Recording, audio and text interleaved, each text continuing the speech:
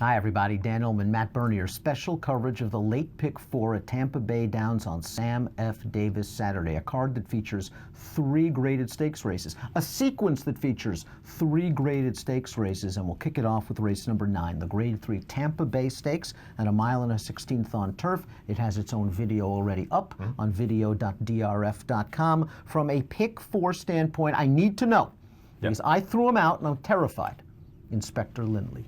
Use him as an A, just because I had a hard time separating the real Might be the best horse in the race. He may be. I don't really think we've seen his best just yet. It's a typical Shug, isn't it? Where he's just going to continue to get older. He's going to continue to get better. I used him as an A. I used Kasaki, who I think is in many ways the most likely winner of the race. I used him as an A. And I used Conquest Panthera, the horse that I like. I think he's not going to go off at 12, but I think he goes off at a reasonable number. I used him as an A as well. Catapult is going to just be irritating to me because I loved him when he broke his maiden.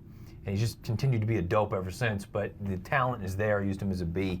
And as a C, that Brian Lynch formulator fact. Oh, yeah. You know what? If Turbo Street wins at 20-1, I don't have anything involved with him, any picks or any little just funny money on him, I'm going to be very disappointed. So those are the 5 that I used. Let's take a look at Matt's Ticketmaker ticket. Again, Ticketmaker available in Formulator and, of course, on drf.com. Inspector Lindley. I'm worried about the fact, just his running style. I'm always worried about him being stuck behind the 8 ball in a race without a ton of pace, and then he's got to work his way through trip and traffic. I'm worried about that. Kasaki, very, very likely off the layoff. Conquest Panthera, we'll talk a little bit more about him. Catapult, your B. And your long shot, Turbo Street, 15-1 in the morning line. You mentioned that Lynch does very, very well with these Australian Invaders Lasix on. Here's my Ticketmaker ticket for race number 9. I'm going to use Kasaki, very, very logical. Not a horse that's ever going to excite anybody, but just from a fig standpoint on turf, his figs put him in very good stead. Conquest Panthera, this is a very lightly raced 5-year-old that's had his share of physical problems. Gary Barber spent $100,000 for this horse before his most recent start. He won, he got a beautiful trip, he's got agility, and I'm hoping he still has some upside. And from Barber's standpoint, isn't he just the ultimate lottery ticket where if he stays sound, you know that there's ability there. The problem is he just can't get out of his own way and he gets hurt. If he stays sound, that's a horse as a gelding that could turn around and make that 100,000 back easy. Catapult and Kaigon are my B's. Catapult, ton of ability, lightly raced, big upside potential, still a little bit green and goofy. Kaigon, the 7, boy, haven't seen him in a long time. We know he has races. That's the only concern for me. Yeah, the layoff's got to be a huge concern. Plus, he's getting a little long in the tooth, but he does have races. And my C is Irish Straight, a horse that hasn't beaten this kind of competition, but has looked pretty good on the turf. I'll use him as a deep backup. The Sam F. Davis is the second leg of this pick 4. It's at 1 1/16 for 3-year-olds. It's a Kentucky Derby prep race, and it is the drf.com formulator race of the day, which means free formulator past performances are just waiting for you on the race of the day event page on drf.com. Horse to beat is McCracken. A? Last second I made him an A. I wanted to make him a B because I think there's one horse in here for me that I think he's the horse to beat. I think No Dozing is the horse that they're all going to need to kind of fend off. The problem is I think everybody and their brother is starting to feel that way. And this horse may go off pretty darn close to the favorite, if not co-favorite with McCracken. Those are my 2 A's. Wild Shot, I've always liked him. I don't like the gap in the workout tab most recently. That concerns me a little bit. I made him a B. And then with the luxury of having the opportunity to look at the Clocker report, which is just invaluable. Available we talk about on it all the time. drf.com. You guys can go ahead and take a look at that. Taprit has been working with some big names for Todd Pletcher, and apparently our guys down in South Florida like the way he's moving. I was going to use him as a C anyway. The C that I didn't plan on using is the horse that you like. That is State of Honor, and apparently he's been working very well with the blinkers on from Mark Casse. Let's take a look at Matt's ticket. Not cut and dry. The Grade 3 Sam F. Davis. And the advantage with Ticketmaker is you can spread and you can weight your opinions. Matt's a big fan of the 9 No Dozing. It's his top pick in the race. Got to use McCracken, I think, based on the overall body of work. He's got Wild Shot, a horse he's always been high on as a backup. And then he's got horses that you got enough angles in your corner now all of a sudden to use them because you don't want to get knocked out by the 7-figure yearling purchase. Taprit working well, and State of Honor. Now, my Ticketmaker is a little bit less complicated.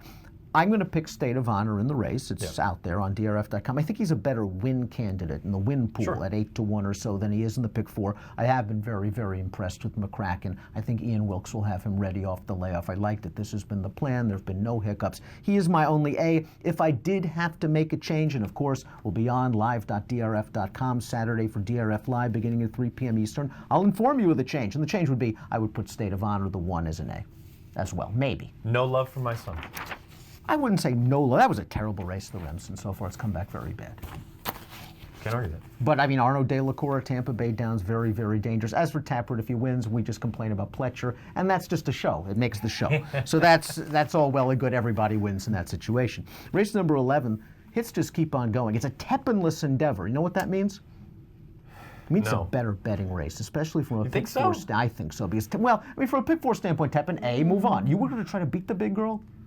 No, not so much that, but I don't know that just because she's gone, it makes it just an inherently better betting I race. think so, because she would have been 1-5 and she would have won. I think Isabella Singh's pretty darn close. Well, Isabella Singh's is going to be a short price favorite. Let's look at Matt's ticket maker for race number 11. Isabella Singh's the number 5 is your A. And again, we say it so many times. Best horse gets the best trip. How are you going to beat him? I mean, if she runs the race she did last year against Teppen, where she almost beat her, she's going to win this race. If she runs the Marshuas River, she's going to win this race. She's probably going to win this race. I was going to use Joe Zanimo as a C. And again, I got my eyes on the Clocker report. Apparently our guys loved the way that she was moving. I really liked the race that she ran back in October. I know it's been a while, but boy, if she runs that, I think she's got a big chance. I'd like to use, my thought all along for that race was, just give me a cold exact, a 1-7, or a 5-7 rather. Now? Maybe you fool around with a little box. Maybe you fool around with a little box or something else the other way around, but as far as the pick is concerned, I moved her up from C to a B. Joe Desanimo, now with trainer Ralph Nick, supposedly working very, very well. Here's my ticket maker play. Got to use Isabella Singh's. Way the horse to beat, and that's my only A. I'm not convinced that the horse is a slam dunk in the win pool. Again, I will fool around with maybe a Joe Desanimo, maybe a Lotselec, so I do think we'll drift up off that 5-1. I think Lotselec's last time I got bounced around by that horse on the rail that she was battling with. If you look at her PPs, she excels second off the layoff for some reason. It seems that the barn just likes to point second off the bench, and hey, it's second off the layoff on Saturday, but Isabella Singh's way the horse to beat. My lone A, Joe Desanimo, a horse that Matt fancies a little bit, and Lotselec's the 9, a horse that I'd be thinking about maybe playing to win at 8-1 or so, will be my B. Now, it doesn't get easier because the stakes races are gone. As a matter of fact, for me, it got a lot more difficult. And for you, I think it got a little easier. You're simply going formulator fact for Ray number 12, 7 furlongs, maiden claimer. I mean, doesn't Larry Ravelli win with these horses? Win with horses like Caramel Moon? He's a debut guru. Yeah, I mean, if you're really just trying to dive into the formulator fact, past 5 years, first time start, dirt, maiden claiming, 5 for 11. 505 ROI. If you just want to go and say it's just that simple. I didn't want to use her as an A, though, just because there's a part of me that looks at it. Now, look, if she can stand up, she has a leg up over some of these horses in this field. So, thus far, we haven't seen a heck of a lot of quality. Right. Let's just call a spade a spade. I didn't use her as an A. I used her as a B. If Ola Princess runs the race she ran 2 back, and I know it was washed off the turf, and I know it was 2 turns, it was ugly. She was all out for a half mile. I think if she runs that race, I think she wins. I think she has enough ability to get reasonably close. She's not going to be on the engine, but she's got the bottom.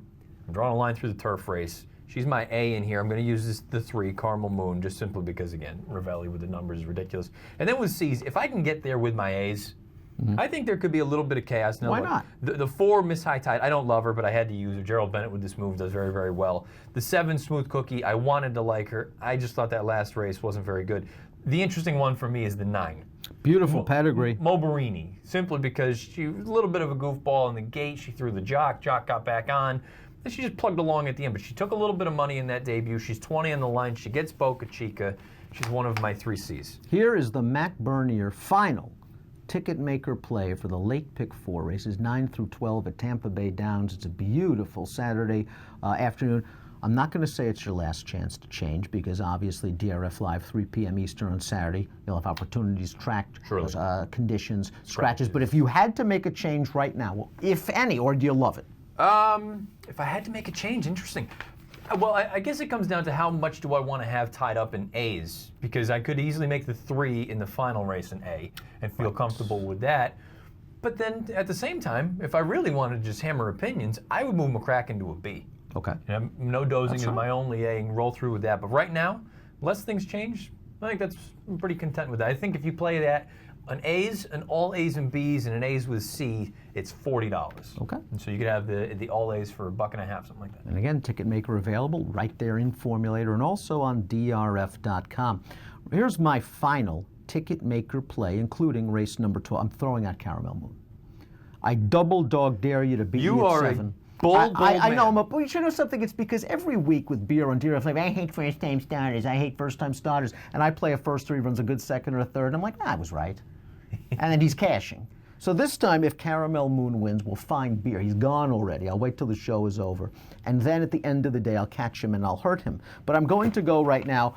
Everything you said about Ola Princess, agreed. She runs that 41 buyer speed figure. She's going to be tough. Peaky Girl's interesting simply because first start this circuit. Yep. I think she's dropping in class coming out of those Gulfstream races, and because she goes out for such low-profile connections, she is bound to be a good price. Sure. I think she's got a little bit of early speed as well. My backups, Miss High Tide is 3-1 on the line. She gets money in most of her races. That last dirt race, she was getting out on the turn. That was ugly. Yeah. But I think it just fits, I think, with one of these stars. You got to respect these connections. I'm going to fool around with Mystique Artiste as well. A horse that for some reason did do no running last time out, but is dropping from 25 to 16, maybe being down inside. She didn't care for that last time out. Again, it's a very, very fun sequence. Races 9 through 12. 3 graded stakes races at Tampa Bay Downs on Saturday. An approximate post time of leg A of this 50-cent pick 4 is 4:15 Eastern. It's the Tampa Bay Stakes. Best of luck.